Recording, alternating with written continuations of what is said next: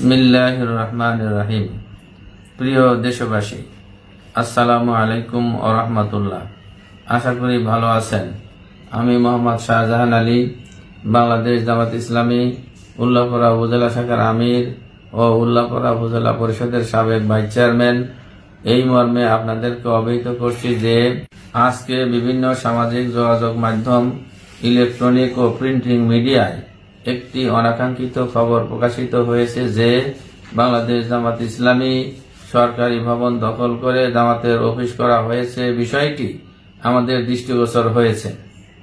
প্রকৃত ঘটনা হলো, এটা কোনো সরকারি প্রতিষ্ঠান নয়, এটি একটি পরিত্যক্ত ঘর যা দীর্ঘদিন যাবৎ অব্যবহারের ফলে মালিকানা না থাকায় মেরামতের অভাবে অযোগ্য হয়ে পড়েছে।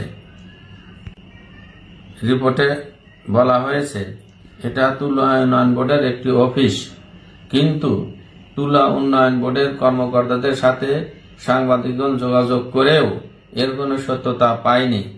এটা ইতিমধ্যে যা সামাজিক যোগাযোগের মাধ্যমে প্রকাশিত হয়েছে।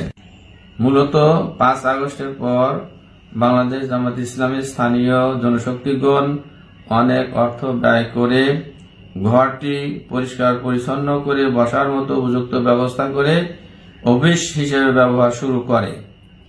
কিন্তু প্রকৃত তথ্য না জেনে কিছু ব্যক্তি এবং সংবাদকর্মী জামাতের ব্যাপারে একটি মিথ্যা অসত্য রিপোর্ট প্রকাশ করেছে, যা খুবই দুঃখজনক, অনাকাঙ্ক্ষিত, যা আমরা কখনো আশা করিনি।